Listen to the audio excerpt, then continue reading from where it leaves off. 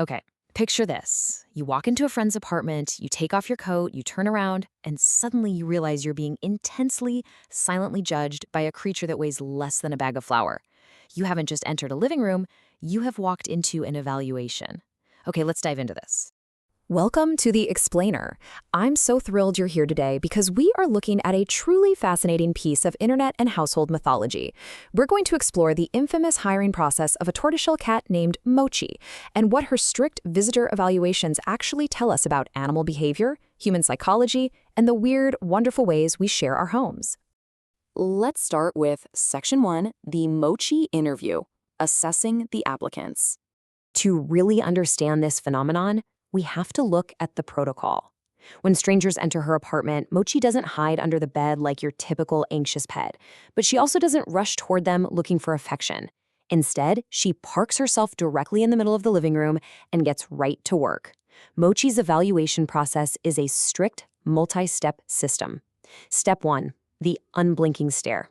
No movement, just full eye contact from the center of the room. Step 2 is the eye contact test. The visitor literally has to hold her gaze. If they look away first, boom, they immediately drop to step 3, the 45-second shoe inspection. Once Mochi sniffs your shoes for exactly 3/4 of a minute, she leaves. You're ignored for the rest of the visit. You failed. But if an applicant successfully holds eye contact and speaks to her normally, they pass. Mochi walks over slowly and sits beside them. Notably, never on them. Because, successful applicants shouldn't get arrogant. The results of this rigorous testing have created some absolutely incredible household drama. On one hand, you have the owner's close friend who has tragically failed this interview twice and is completely devastated about it. On the other hand, you have a random plumber who just showed up to fix the kitchen sink. The guy had absolutely no idea an interview was even happening, yet he passed with flying colors. He was just flattered by the attention.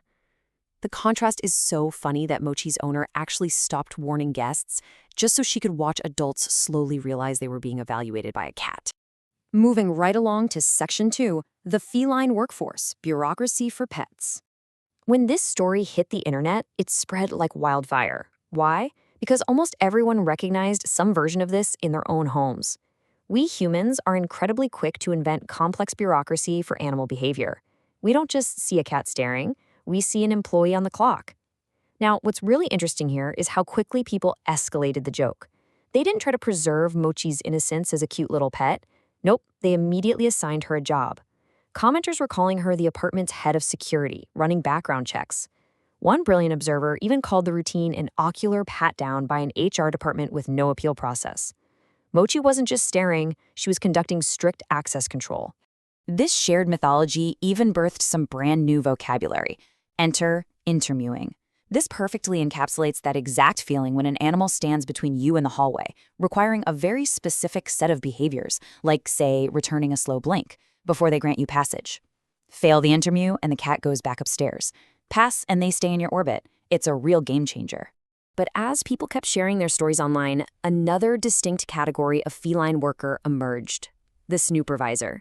Unlike Mochi, who operates as a distant judge maintaining strict access control, a snoopervisor is an unpaid feline manager with absolutely zero boundary issues, specializing in overseeing tradespeople and home repairs.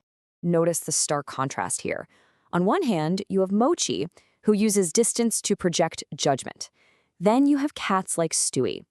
Stewie is a tuxedo cat whose owners reported that while the other cats in the house hid from the electricians, Stewie did the exact opposite. He invaded the workspace.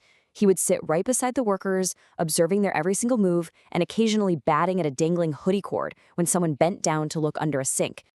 And get this, tradespeople actually seem to love it.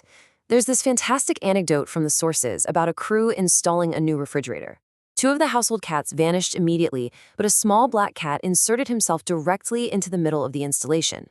The owner went over to remove the cat, apologizing profusely, and overheard the workers discussing it. One worker offered to move the cat out of the way, and the other simply replied, "Nah, man, he's great." The cat had literally just become a second employee on the job site. But this behavior also leads to humans trusting these animals with some surprisingly complex social judgments.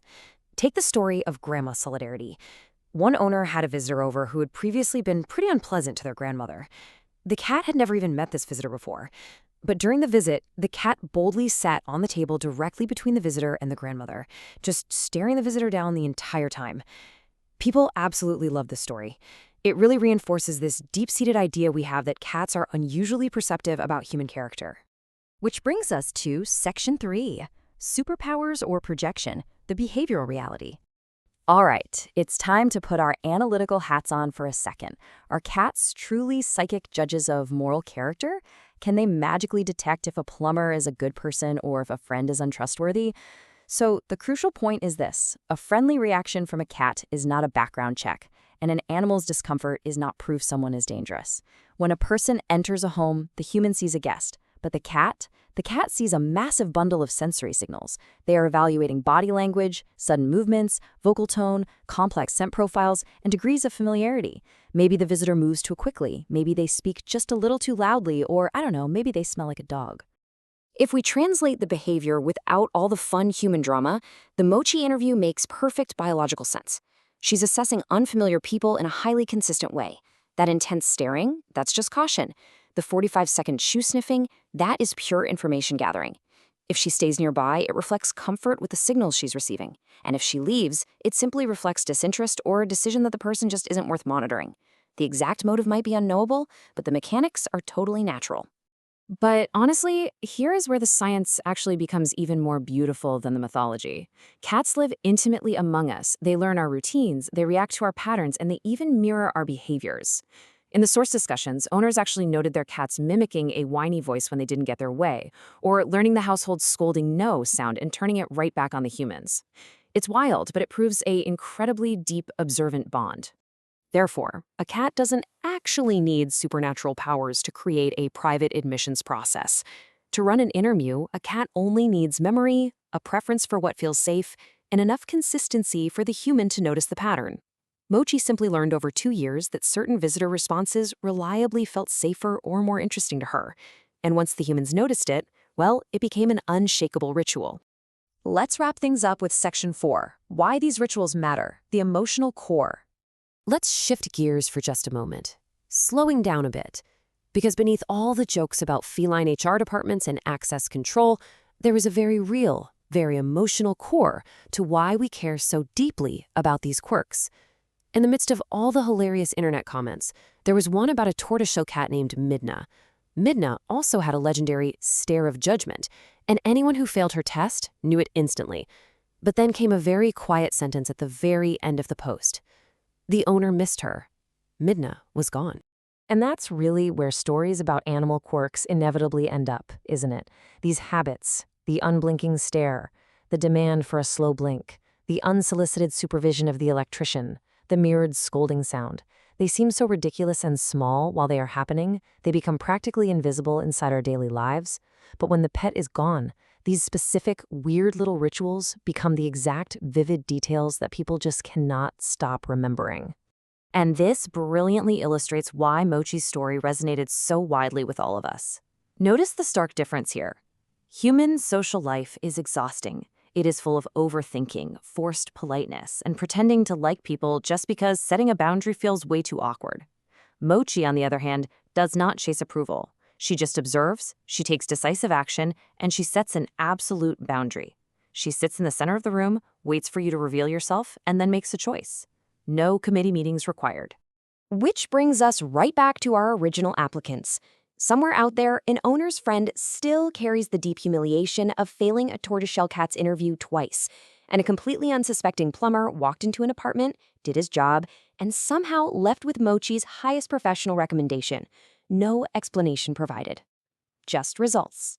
As we wrap up this explainer, I really want to leave you with this thought. We spend so much time analyzing our pets, turning their behaviors into jokes and fake job titles. But maybe, just maybe, they're the ones teaching us. What boundaries, what lessons and observation could you learn from the weird, wonderful rituals of your own pets?